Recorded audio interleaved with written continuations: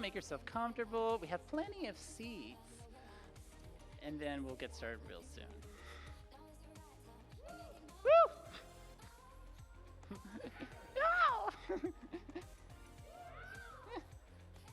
All right, it's 5:30 according to my clock, so we're gonna get started.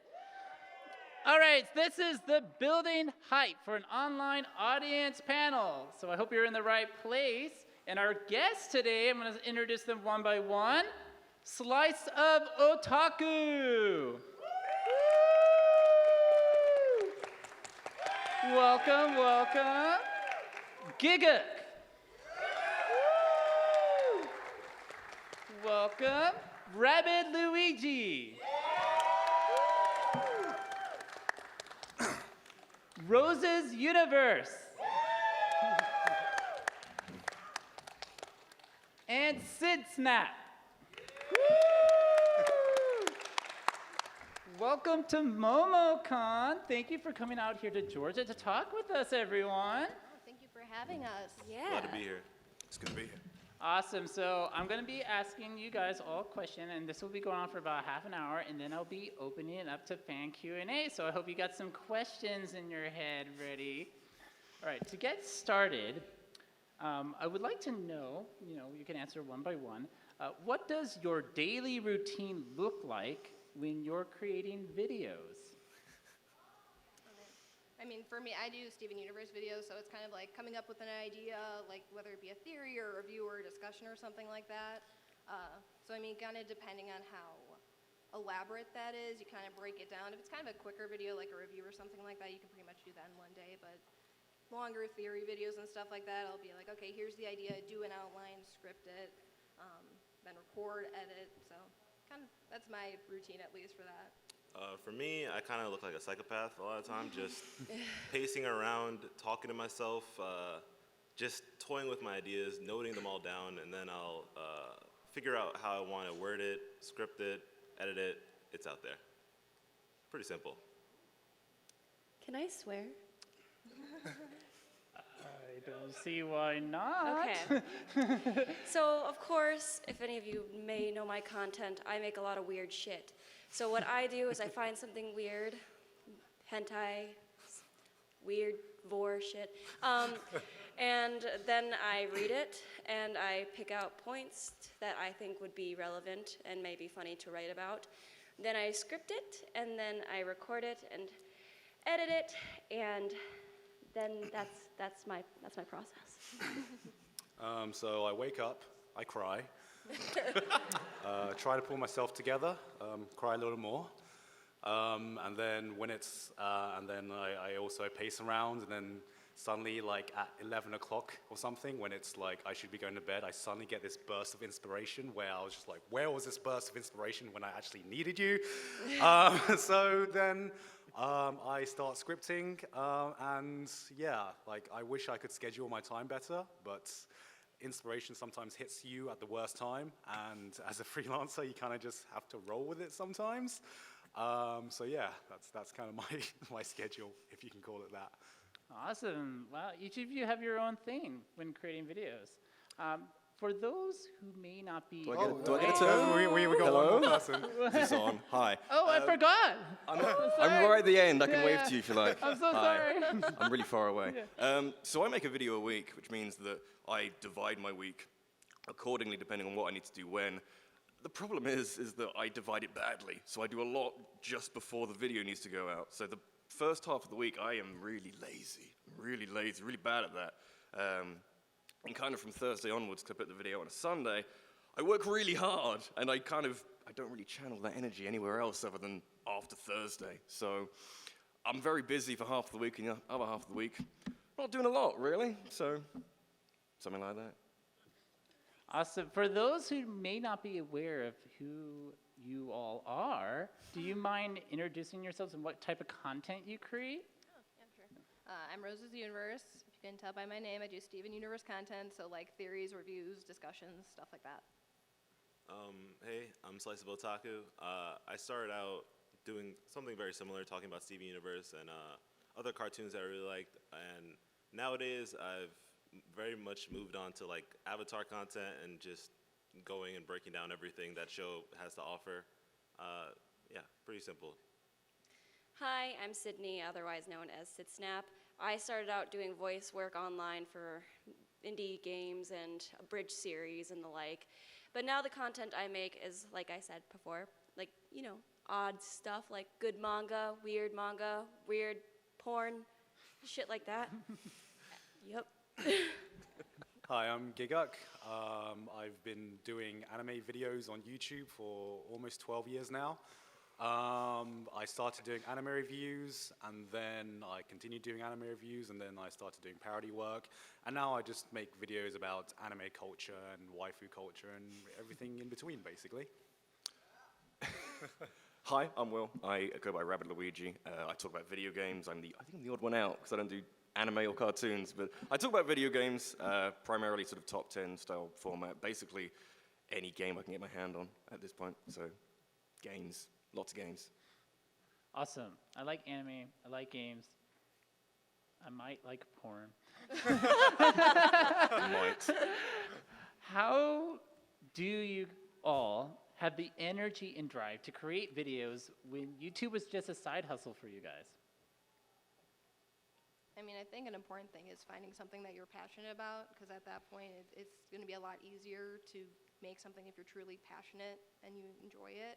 Because I mean, I feel like as YouTubers, we've all experienced like not having that motivation. But if you pick topics that you actually enjoy, it's going to be so much easier to actually bring yourself to create the content that you want to create.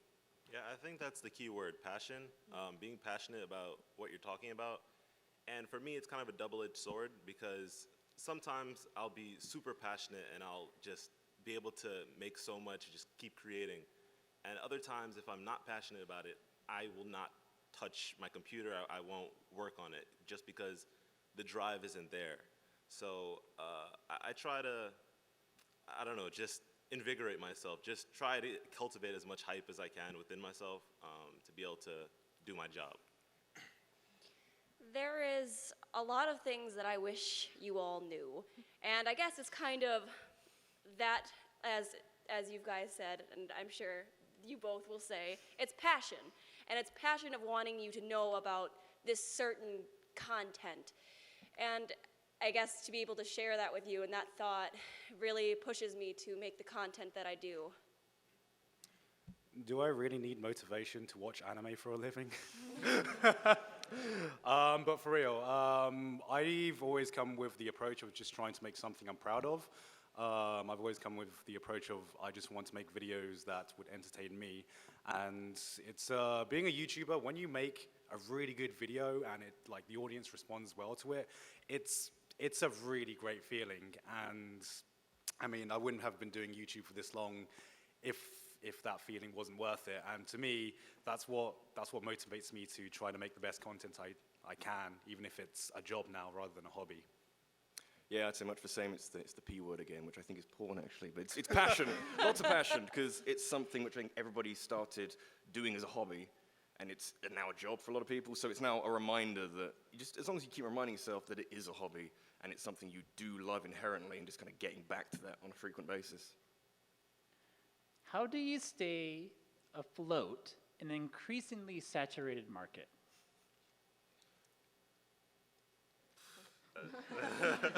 The pressure is on. I'm still trying to figure that out myself. I just try to be myself. I am very peculiar about my content. I have to have everything a certain way, and I feel like somehow there are a lot of people who also like their content that way, so it just works out for me most times. Yeah, I mean, at the end of the day, it's like you build an audience that likes you and will support you no matter what. You know, I mean, the YouTube algorithm is like, everyone's still kind of trying to figure out what the YouTube algorithm is. So instead of trying like focusing on that so much, keep making the content that you want, because you already have an audience that is supporting you no matter what. And from there, if you just, keep up the hustle, like you're only going to build from there. I would say, why would you want to make content about something that you've heard a million other people say before with these same exact words? So I guess the thing that I try to do is talk about stuff with a different perspective that maybe you haven't heard before, or about content that maybe you've never seen before. However, like Rose's Universe has said, the algorithm is a whole mystery that we will probably never fully know, so we can all only hope to think that that would be the only thing we need to do. Yeah, I'm pretty sure every YouTuber can agree that we all got lucky at one point Absolutely. in our Yeah. career. No one really knows the algorithm. You keep throwing things on the wall until something kind of sticks. A lot of things might not stick. I come with the approach of I want to do something, try something new at least like once every year. So if you go back in my content, it like slowly changes over time. It's not really that evident, but if you compare my content today to my content 3-4 years ago, it's almost completely different. Like I said, I used to do anime reviews, and people ask me why I stopped doing anime reviews, and it's because nobody really wants to see anime reviews today, because it became so oversaturated. So I would say you've always got to push yourself to try something new, and don't just try to do the same thing, otherwise you'll just pigeonhole yourself. I'm glad someone else said luck, because I was going to talk a lot about luck. And to really get to any kind of position of success takes a lot of luck and a lot of kind of blindly putting ideas out there with a wacky perspective, and sometimes get returns on them. Sometimes, especially with the algorithm, the way it is nowadays, you'll put something out there which you think worked last time, and then it won't work as well. So it's very hard to get some consistency out of YouTube nowadays, but with a bit of luck, it just sometimes works. All right, the mystery of YouTube will never be solved. I want to start talking about building hype, and I want to know what tactics did you pursue to build your audience in the beginning, and what methods worked and what didn't work? Photoshop. Like, your thumbnails are the biggest thing for getting people to click on your videos. I know there's that thing, like, they'll clickbait your videos and stuff like that, but you want to make your thumbnails interesting.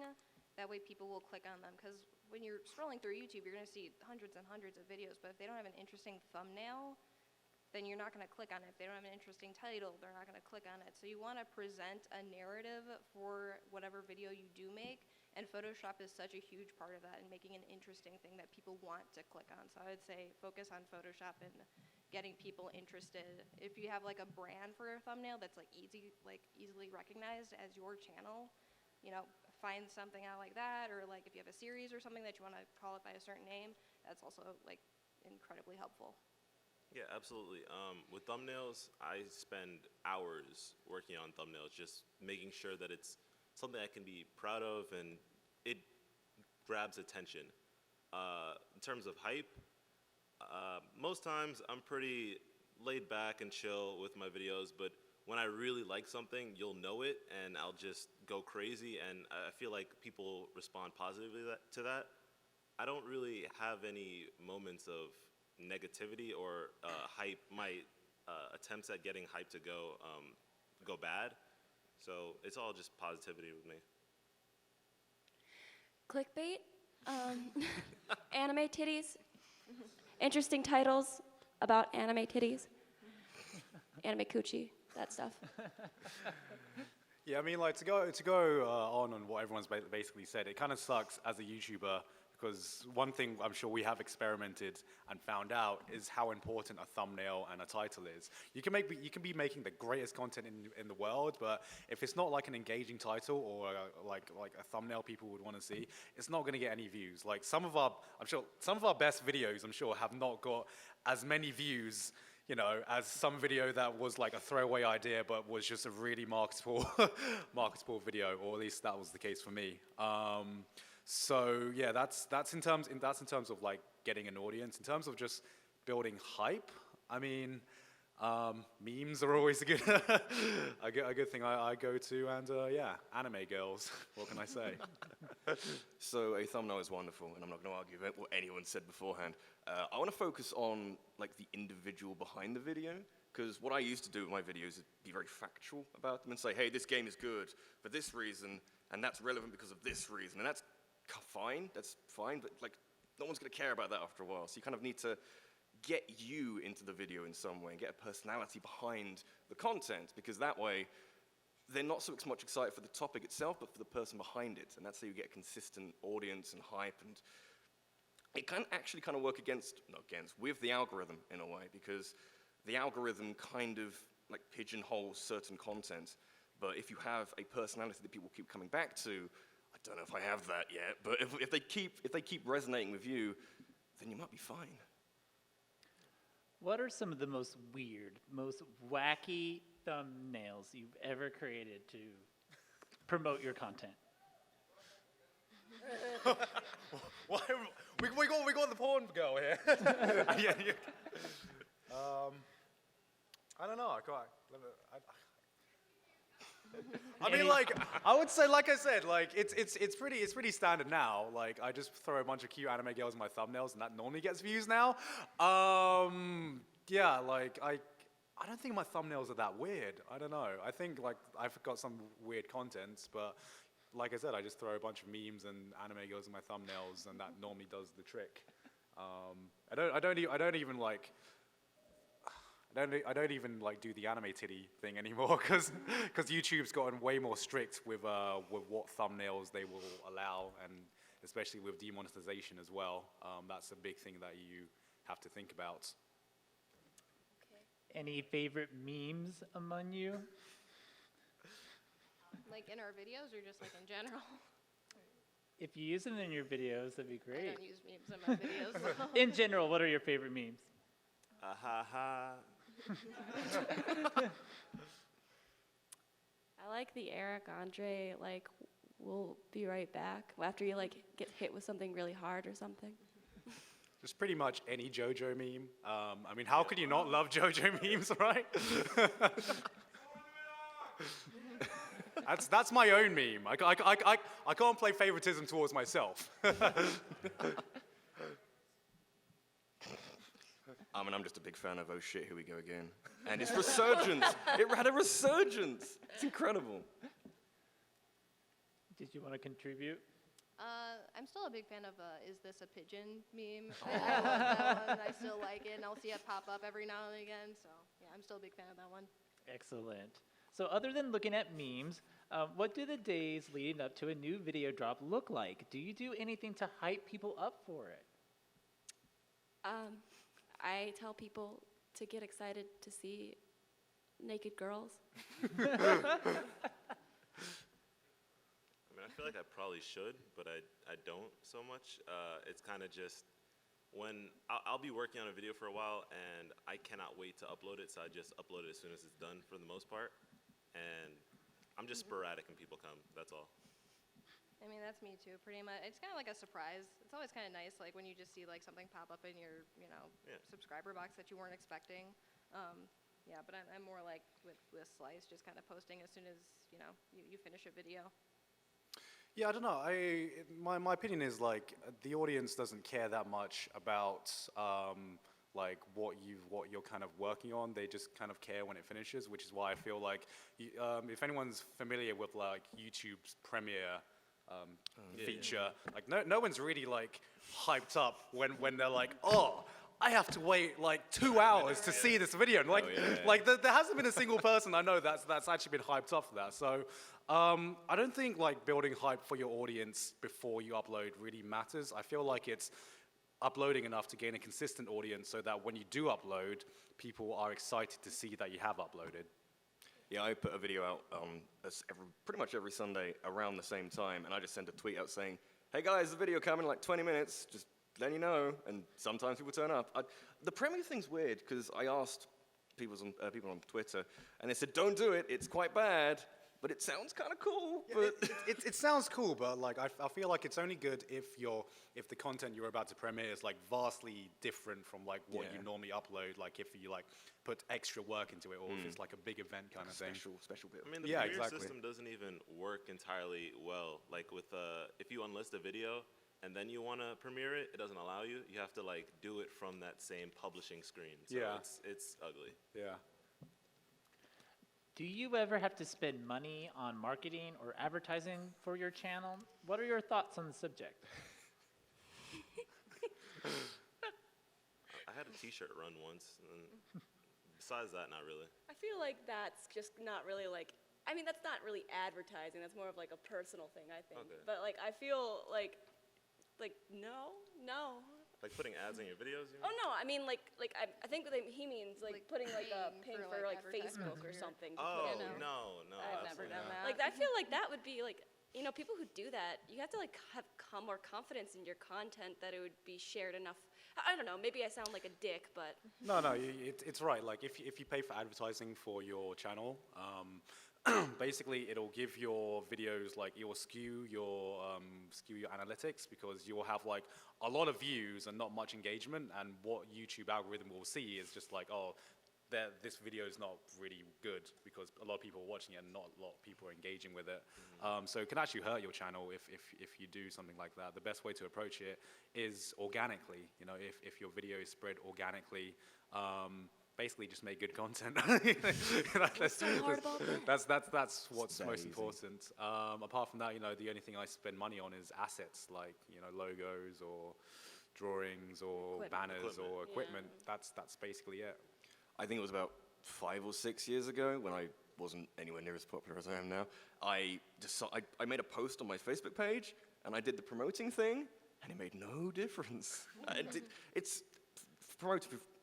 paying for promotion through Facebook is a terrible idea, I think, because it sends the video and the page to people who don't care. So why? I've never done it again. So It's better for like genuine viewers to just pass it along to their Yeah, friends and things word of like mouth. that. Yeah, it's like how you build an audience that actually wants to watch you. Absolutely. I mean, YouTube itself is kind of like free advertisement. I don't think you Yeah. really have to pay Yeah, for just getting it. it It's recommended is yeah, good. like Yeah. you have social media and YouTube. It's like that's kind of all you need, really. Yeah. What was the first video to get major views on your channel, and how long did you have to wait to get to that point?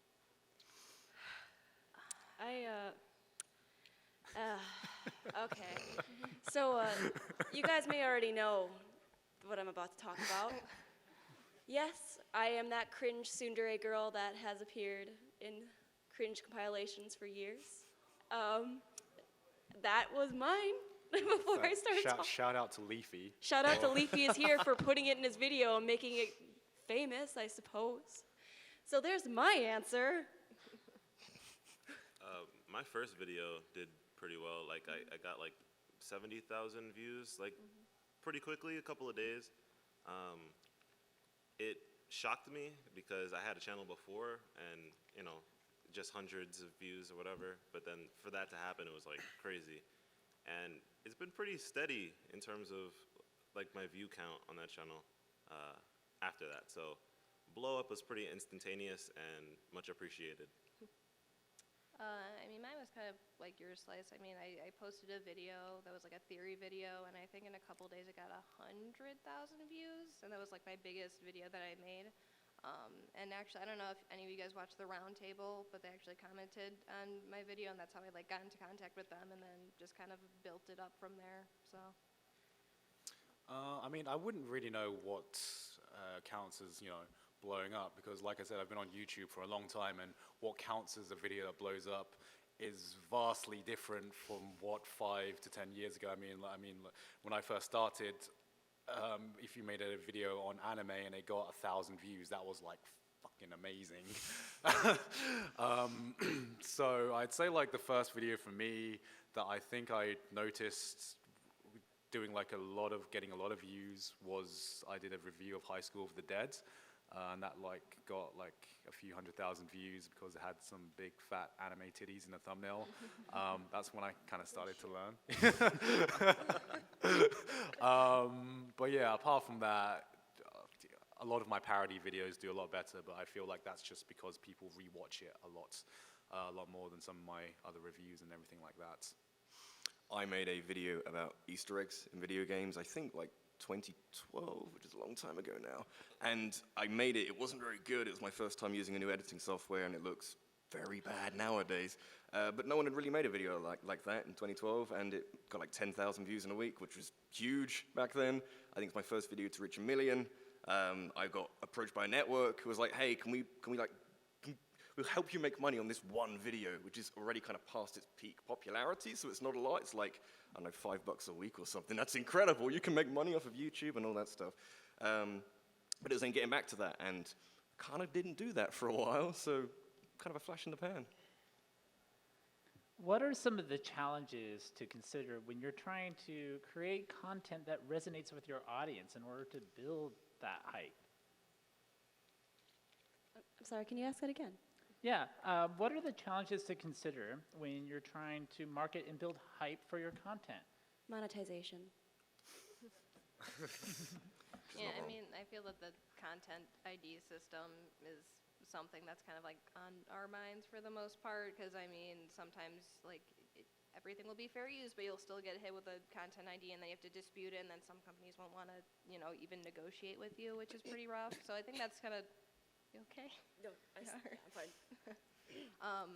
So I think that's something that's kind of like on all our minds. So that's kind of something that at least I consider before I post a YouTube videos, to like make sure like, okay, is anybody gonna claim me for anything that I have in this video? And I think I've gotten to the point where I'm pretty okay with knowing when to cut certain clips and stuff like that. But yeah, definitely the content ID system. I don't know. With the copyright system in specific, I don't really run into too many problems, surprisingly, even though I use animation throughout the entirety of my videos. I've had some times where they'll like ban it from a certain country or whatever, but that's before I actually upload it, and I'll just edit a little bit, change it, put some screenshots instead, and it'll be fine. So not too many problems on my end.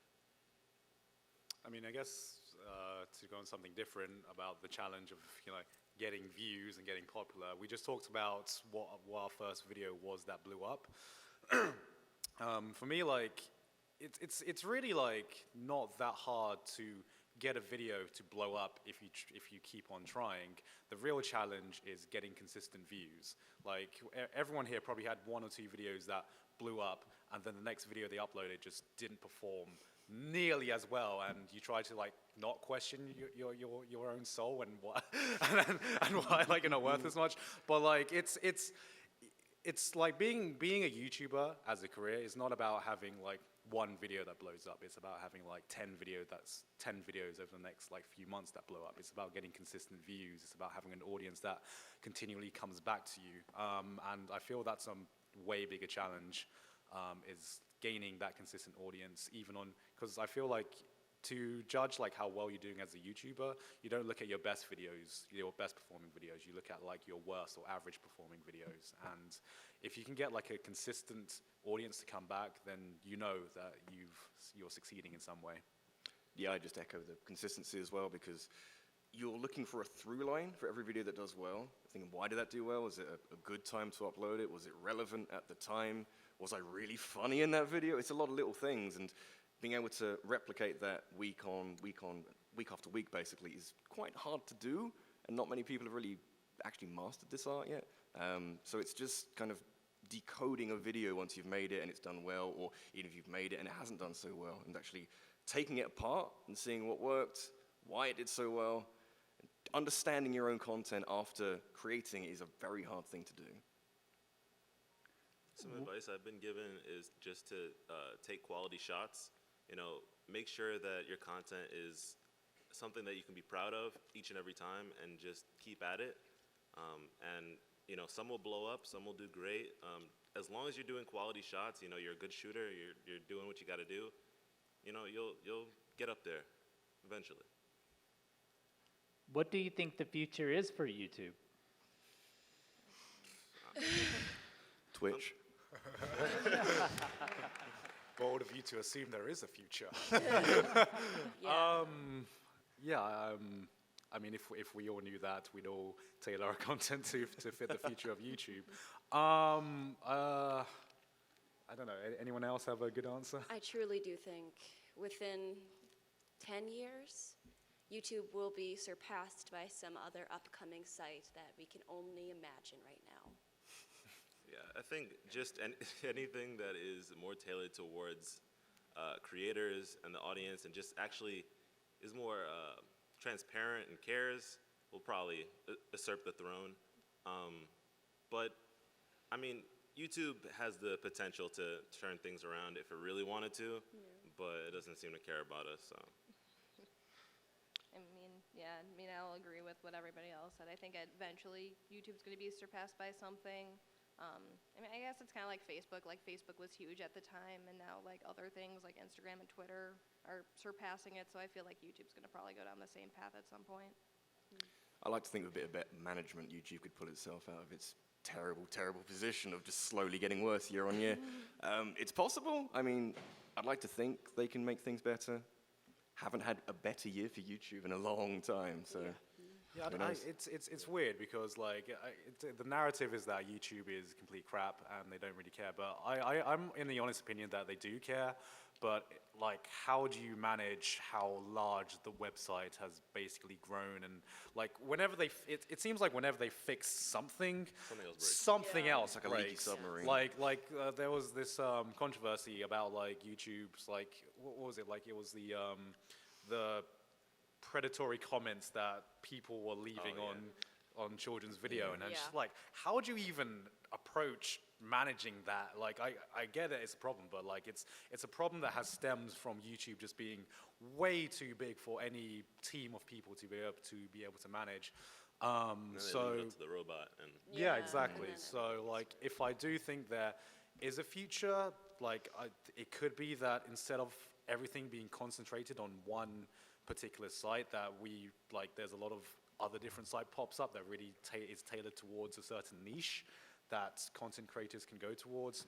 I don't know. It's all up in the air right now because YouTube is in a really weird spot where it's grown. It's grown like to a point where it can rival television and other mainstream entertainment. But there's no real way to manage it that's efficient. All right, I'm going to ask one more question, and then we're going to be taking questions from the audience. So if you guys wanted to go ahead and queue up, we have 2 microphones right here. This is the last question I'm going to ask you guys. What kind of social media tips would you give to a fellow content creator to promote his or her channel? Twitter. I feel like we all probably use Twitter. Yeah. I think that's probably the best way to reach people. I know that YouTube just got rid of the feature where you automatically upload. It doesn't automatically put it to Twitter. They got rid of that. But I mean, I feel that like Twitter's the best way to do it because people can retweet it and it can just spread like a wildfire. So I mean, I feel that Twitter's probably the best way to do it. yeah, I've made a lot of fellow creator friends through Twitter. So Twitter is just like a vehicle for communication from, creator to creator, or, just to have fan interaction where you're talking in the comments and things like that. It feels a little bit more intimate than just the comment section of a video, because when you get a lot of views, or if you just have a lot of subscribers, you get so many comments, and you may want to get back to them, but it's a little bit hard at that Can't point. keep up. Yeah. And so Instagram is the just people appreciate you platform to me. What? Go ahead. No, Garnt, you have something to say. No. You got it's something to just- say, then say it. It was just like I for the life of me cannot get Instagram. Like it's not that I don't understand it, but like I've like tried to grow my Instagram following, and I have just like completely failed. Mostly because I don't take enough photos. 70,000 followers. I don't have that many followers. You do. No, I don't. Do you not? No, I'm pretty sure I don't. I already got after this. I'm gonna go look. But Do you have any advice, Sydney? personally, like what Slice said, it's completely true. Like the reason why I got so close to so many creators, or even that I can feel so close to people who watch my content, is because I can talk to them online at any point. If like somebody says something funny, well, yo, hey, that's hilarious as shit. But if somebody appreciates something, I could be like, wow, thank you. So there is my answer. Yeah, just to add on to what I said, we talked about like how to grow your following on different social media, and one thing you have to realize is that everything is dictated by an algorithm. Like Twitter, YouTube, and Instagram have their own algorithms.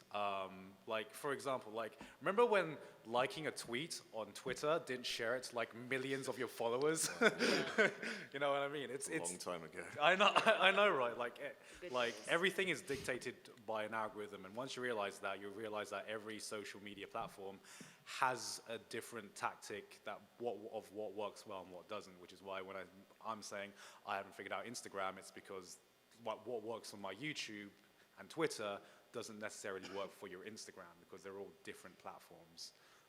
So it's kind of like if you spend enough time on any of those platforms, you'll kind of like see what works and what doesn't work by just seeing kind of what gets engagement and what doesn't. I think it's a very good idea to use your socials to talk to other creators because you can network, you can complain about YouTube together, you can chat with like-minded people, and of course your fans as well. So just do a lot of networking. Excellent, thank you. We're gonna get started over here, and then we're gonna switch back and forth with our questions. First of all, thank you all for coming out here, and you all watch a lot of anime, cartoons, play a lot of video games, so you've experienced a lot of characters. So I want to ask, who are your best, worst girls? Oh, shit. Sagiri from Arrow Manga Sensei. Probably, but the best worst girls. Yes. I mean, I can't say Sagari. Damn it, Sydney. How can you take that away? I'll say Kirino then. Oh, you son of a bitch. Wow. Princess Daisy.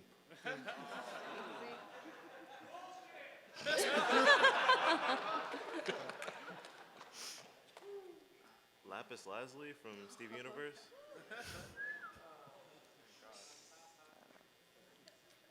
I have no idea. Oh man. You know, Persona 5 Makoto. I'm not a big fan of Makoto. Your study Yo. dates. Just fighting words. She is, though. She is kind of worst girl for, yeah, okay. Good choice. Thank you. Welcome, thank you. You earned it. So if y'all could collaborate with anyone, individual or company, who would it be? Who would be your dream collaborator, and what kind of content would y'all make?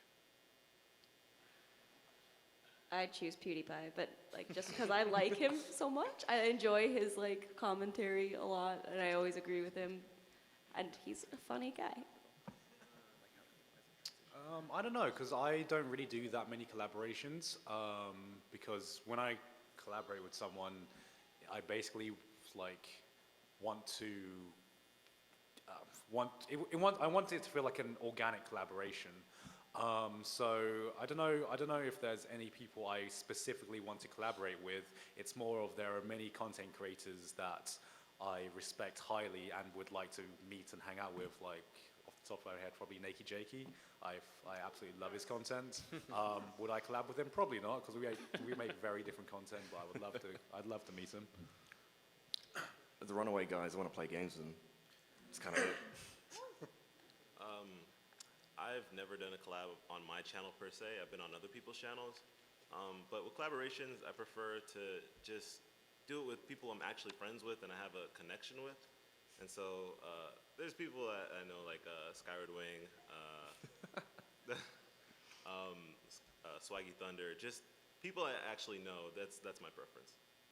I mean, I'm kind of like Slice, like I've never really done collabs either, but if I had to pick one, I'd probably say Rubber Ninja, Ross of Game Grumps. He does drawings. I don't really do drawings. That's not like at least my YouTube channel, but I do drawings on the side. I think it'd be fun just to like do a stream with him and just draw stuff.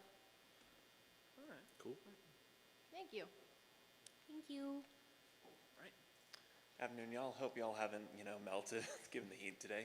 And one thing I've noticed in particular with Goku's videos, he utilizes transitions particularly well in regards to, within the video itself. For example, your winter perspective, and you utilize the Persona 5 mixed with the domestic Nakanajo opening and how it sort of transitioned. One thing I wanted to ask the panel is, how do you utilize transitions to, build the sort of hype within the video for, a particular emotion, or to, let's face it, promote memes and anime girls? I mean, I just scream in my video and say a meme. Really, I'm not as clever as the rest of them. Nah, I mean, I'm not that great. Like, I wish I was good at After Effects or anything like that. It's mostly just all in Premiere, and I use this. I use Red Giant Universe for a lot of my transitions. It's not that complicated for me. It's kind of just straightforward. I wish I did more complicated things, but no. All right. I mean, I used to use Sony Vegas, which is pretty good for transitions, but then it died on me for some reason. It still doesn't work, no idea. So now I use Adobe Premiere and had to teach myself how to use that in like a week, which was kind of fun. That's kind of cool, but kind of complicated, so I'll get there. Okay. I mean, I use Premiere Pro too, and I don't do anything over the top. I use pretty simple transitions and stuff like that, so. I Okay, miss so- I miss like just the movie maker days where it's like, oh, you have like, you want a transition? Well, here's a star just coming right at you. I mean, I guess when you talk about transition, it's a lot of people think about the visual transition. For me, like a lot of things I try to like. It's hard to explain it to words because it's very subconscious. I try to make sure my videos like visually flow very well. Like I have an editor, but I still am very, very involved in the editing process. And one very important aspect for me in my videos is music. I spend way too much time picking the music for my videos, but if you actually go down and break down some of my videos, you will see like the music and the way it's used to sometimes build up the emotions or the jokes I'm making. It's a very subtle cue, or like sometimes it gets you ready, or sometimes it kind of like puts you in the mood that I want you to be in for me to maybe make a joke or maybe make an emotional paragraph or something like that. So for me, like a big focus for me is music. To build off what Giguk just said, for me, I like to have the caricatures, like any character I'm talking about, I'll sort of like lip sync a bit with it and have what they're saying match up with what I'm saying. And in terms of music, if it's like a sad part, I'll put sad music, then transition to like hype music if it's like something exciting. I just like it to be an experience for the viewer, just to have a good time with the video. Gotcha. All right, thank y'all, and I hope you do better, especially after the ghost pepper, man. Thank you very much, man. Never get First and foremost, I'd like to formally congratulate both you and Sysnap and Giguk. I know I'm a bit late, but I hope nothing but the best for both of you. And Giguk, you did it, man. Thank you very much, man. Thank you very much. On to the question. Back when top 10 or 20 characters were actually relevant, that's when I knew you, and that's like I know you the best. I was wondering, how does your old top 20 coolest anime characters hold up today compared to the new anime characters that have been produced today? Like, is old school versus new school? And what's your opinion on that take? I mean, there are like, I did those characters, I did that video in a day where I feel like top 20 or top 10 videos weren't so oversaturated on YouTube. In terms of how well it holds up today, I mean, I'm still pretty happy with it. There's only like a few characters that have come out in recent times that I would actually, put in to replace some characters of my old list. But I have no intention of doing that ever again because I spent an entire year working on that. Turned out to be 2.5 hours worth of content altogether, and yeah. What? It was 2.5 hours? Yeah, okay, that video series was longer than my final year dissertation. Oh my god. Like, Right. Dedication. Is Spike still the coolest though? sorry? Is Spike still the coolest though? Yes. So I know not all of you have seen the Monogatari series, but for those who have, who's your best girl and why is it Hanakawa? Ooh. Get the fuck out, it's Senjigahara.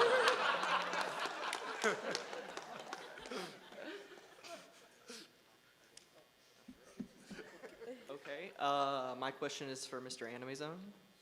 Giguk, hi. I'm a fan of your deep dive videos, and they're actually some of my favorite videos you put up on your channel. And I'm really interested in like how you approach these, how you actually keep track of like what clips and all you like to use, and how much mother effing tea you drink while making these. I mean, I'm British, so I drink a lot of motherfucking tea. Yeah, I'm sure you.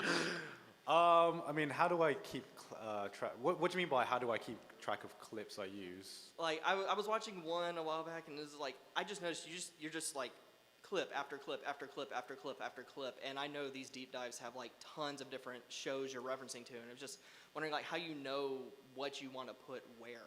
And, like, how you So keep like track I of just it. have like I have a 4 terabyte like hard drive that is just full of like just miscellaneous anime shows, and most of the time, like I said, I try to just find a clip that matches the visual flow. Sometimes it's just what I'm talking about. I mean, I'm sure as fellow content creators, we don't really we have a subconscious editing style. I'm sure you can all agree, but it's not something you can really put into words how you edit your videos. Yeah, it just happens. Yeah, exactly. You just like, yeah, this clip looks right, and you put it in the timeline and it works. So yeah, that's that. I hope that answers your question. More or less. Thank you. Thank you very much. Hello. I have a question for all of you about your scripts. You said you make scripts for your content, and then we as an audience come back and we listen to it, and to us it doesn't sound like a script. It sounds very natural and free-flowing. How do you go about going from script to free natural sounding, even though you have this in front of you? Practice. Lots of practice.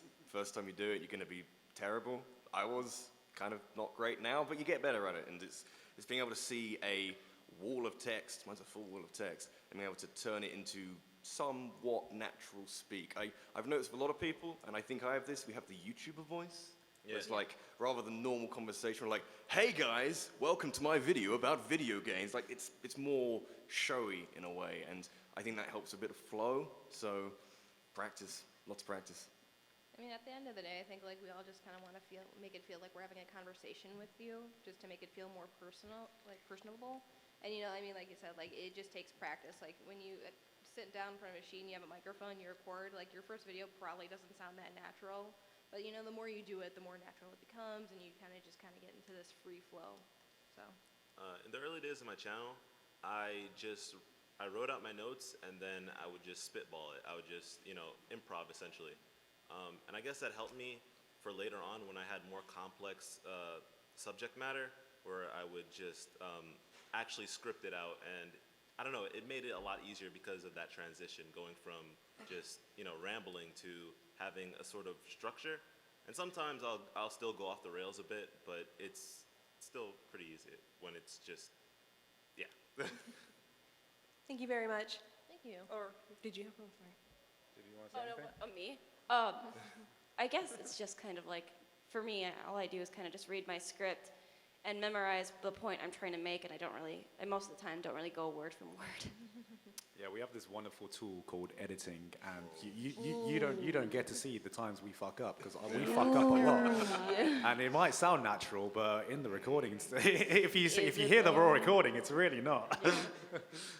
Thank you. Thank you so much. Good evening, everyone. Good evening. This question is for everyone. I'm really curious about, when you started YouTube, what sort of investments did you make, and where are you at now?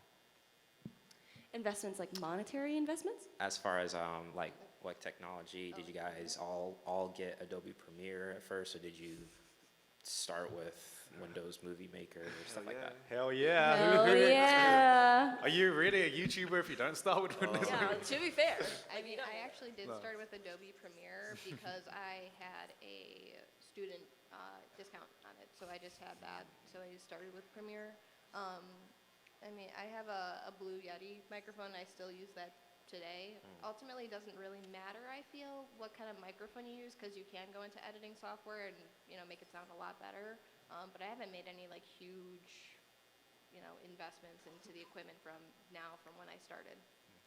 When I first started out, my mom had got me a microphone. I don't even remember what kind of microphone it was. It was just very simple.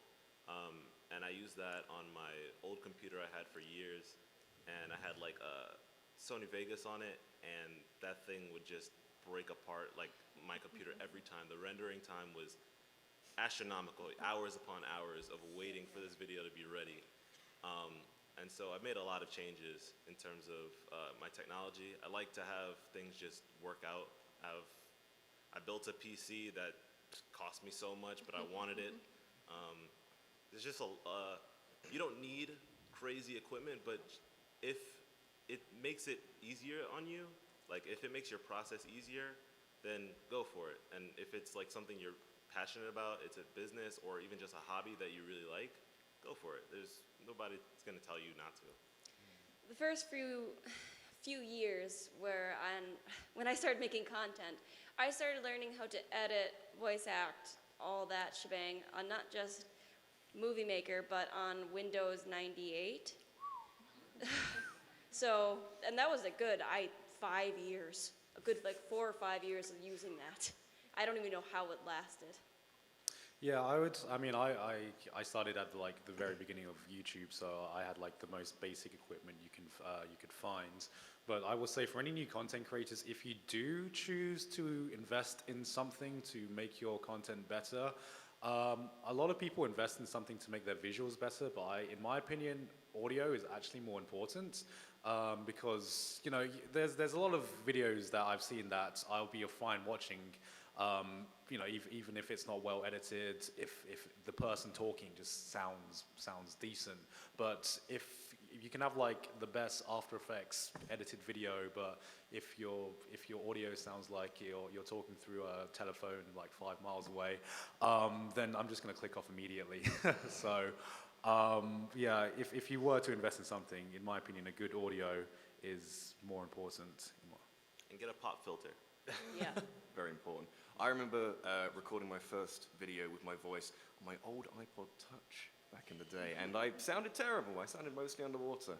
But now I've got a Blue Yeti, which is considerably more, well, it's probably about the same as an iPod Touch, but it's much better, clearer, and yes, audio. Focus on audio, because it's so important. Thank you. I guess this is a community management type of question, but what's the most important comment or DM or mention for you to respond to? And is that important? How important is that to you? Could you? Yeah.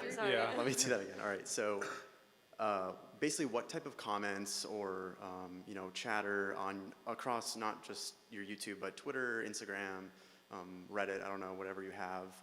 What are the most important things for you to kind of jump into, and why? I guess for me, it was just like funny conversations. The ones where like if I post a meme, everyone's be like, "Yo, that's perfect," and then I'll get like that for me. I'm not really sure myself because at the size of my Twitter right now, there's absolutely no way I could keep up with every mention that comes up on my feed. So sometimes, obviously Twitter, as we've discussed, is a tool for other content creators to talk to each other. So if I am following another content creator and they message me, I will get a notification, and that is normally the cue for me to really take notice and reply. For everything else, it's kind of just luck at this point, because there's no way I could keep up with everything. I'd see anything that resonates with you. If it's a funny thing or a personal story that you enjoyed, then go with that, basically. I think it varies from person to person or experience to experience. It's pretty random. I think I latch on to memes, especially. Like if someone just sends me something funny, once again, it just like, I have to look at it, I just realized your question was basically, how do I get Senpai to notice me? I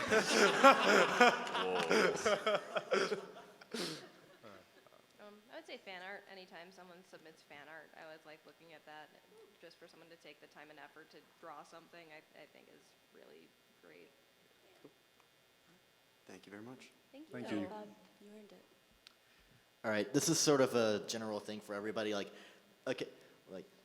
pretty sure we all know that on the internet you're bound to come across, part of my language, but you're bound to come across a bunch of toxic assholes. So, would you say that interacting with, people being people being unpleasant when it comes to you, do you think that has any impact on how you're seen as in the general view and in your general circle of content creators? I don't think so. I mean, we were just talking about this the other day at another panel. It's like you get comments, and there'll be like 10 comments that are like, "Love this, this is awesome," and you get one comment that's like, "You suck," and then you're like, "Oh God, I saw." Like you completely disregard like the 10 comments that were like, "You're great, we love you," and then like this one sticks out at you. But I mean, it's pretty easy to kind of just ignore those because like people are gonna hate on you no matter what. But you have a majority of people who support you and love your content. But I mean, within our circles, I mean, since we're all YouTubers and content creators, we like don't judge each other for those kinds of comments, like the people who are just trolling or just being like negative for the sake of being negative. Yeah, I definitely agree. I feel like people, I mean, if somebody has an idea of you that you don't know, they're going to keep that idea no matter what you say. So if it's somebody, if somebody you know or somebody who you respect sees those comments, I really truly doubt their first thought is going to be like, oh, this random person said this, and oh, that must be true, because it's like they're Anime trolls. lover everything is 999 hates this person. Oh no, like it's not. Yeah, like, they're like- not gonna like look at that comment and like be assume like, that well, fuck it's that like- guy. Yeah, right. But no, I don't think. It's more of just kind of like, you gotta like, grow numb to it and know that no matter what, shit doesn't mean shit. Yeah, I mean, we all get those comments, so it's just like, it's kind of funny sometimes. We'll just, like, me and my friends will read off, like, our crazy comments we get to each other, and it's just comedic that people spend the time getting that angry about me just having fun. Right, the fact that they took the time out of their day to like type that when they could have just exited the video and like be done with it, That's your biggest fan. Exactly, true. Yeah, I mean, yeah, like everyone said, you kind of get used to it after a point because no matter what you do, you're going to get negative comments. On some occasions, though, you just get that one comment that just like stabs you in your soul and just brings out every one of your insecurities, and you're like, how do they know I am a fraud? How did they know? And those are the ones that really hurt. That's true. I mean, I think everyone's got that dissenting voice in their head, and then when they say, oh, you're ugly or fat or untalented, there's that voice that's, maybe they're right, maybe they've got a point. I personally see it as a compliment, not the ugly and fat stuff, because they're taking the time out of their day to attack you, which means you matter to them in a way. So when you get that attention, they want you to notice, which is kind of a weird thing, but I see it as a compliment, weirdly. Sometimes I toy with it, like I'll bring it up in another video just for the sake of it, just to have a little fun at their expense. Do you ever like them? Sometimes I like them. Sometimes I My want favorite so thing. bad. I've hearted some. Yeah, like I've done that before, just to like mess with them, just to see what they do. Yes, that's amazing. All right, we only have a few minutes left, so I'm afraid we can only take one more question. I'm so sorry, but where can we find you afterwards if they want to ask you questions? Here, or bar. What bar? This bar. Like at the convention? Yes. Oh, well. Or on social media. Oh, on social media. Shit. Sit snap goals. At me on Twitter. At Sliceable Taco on Twitter, Instagram, all that. I mean, I'll be around the con. I have another panel right after this. Yeah, Slice have another panel in 412 right after this. Yeah, so. But you can find me at roses_universe on Twitter. You can find me at GigUkAZ on Twitter. At Rabbit Luigi on Twitter, although I will be here for a little while afterwards. I will also be at the bar. Oh, yeah. All right, let's go ahead and with our last question. How do each of you make changes to your videos to actually appease our YouTube overlords without sacrificing the vision of the story that you want to tell? And what are some of the most difficult choices that you've had to make to resolve that conflict? There's definitely... It was like a collective sigh. Yeah, it's just like sometimes you really want to make a holy shit, this meme that sounds so good in my head. Then you put it in the video and it's like, yo, this doesn't make sense. And then it's just like, damn, but it was so funny. You wanted it to work, but you can't. That's the sacrifice I've made. I mean, I feel for most YouTubers, like, the way you change your content just kind of evolves naturally. Just kind of like when you're a YouTuber in any creative field, you're going to be your own worst critic, so you're always going to like keep improving. And also once you get more involved in YouTube, you're going to be watching other YouTubers and you're going to watch their videos and kind of like adapt almost in a way now, like copy essentially, but you're like, oh, hey, I like what this person did. Maybe I can take like a piece of this and apply it to my own content. I don't think I've ever had to make any like drastic decisions in my content, like any sacrifices. I think I've just kind of evolved naturally. I mean, I think for me, because I do like cartoon stuff, it's not so restrictive to where I have to worry about like just explicit content. I'd say more so tagging and thumbnails and the title is the most like nerve-wracking thing, because one mistake, one misstep just like puts it down. Nobody's ever gonna watch it. So I just try to make sure that that's all on point. Yeah, for me, it all goes back to the conceptual level. So when I'm trying to think of a video concept, if there's, say, a topic that I want to talk about that I know nobody gives a shit about, it's about what's important is like how you can frame that video around that content to make it something people would possibly watch. So to give you a specific example, because that was kind of vague, so I really wanted to talk about Legends of the Galactic Heroes, but that's like an old forgotten anime that really nobody cares about. So what I did was, okay, what aspect can I take from Legend of the Galactic Heroes that people might want to see, or is more general? So it turned from me wanting to talk about Legends of the Galactic Heroes to me talking about classic anime periods, and that performed way better than if I just took that one singular topic and just made a video on that one singular topic.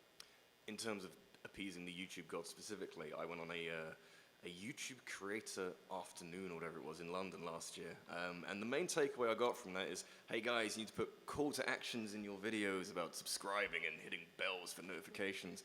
I didn't really like doing that. I still don't really like doing that, but they said to appease the fans who kind of don't really like it, do it in a fun way, do it in a stupid way that kind of calls out how dumb this is a thing to be doing. So that's what I do. Some people don't really like me doing that, but maybe it's effective. I don't know. Thank you and best of luck. Thank you. Thank you very much. Thank you so much for coming to MomoCon.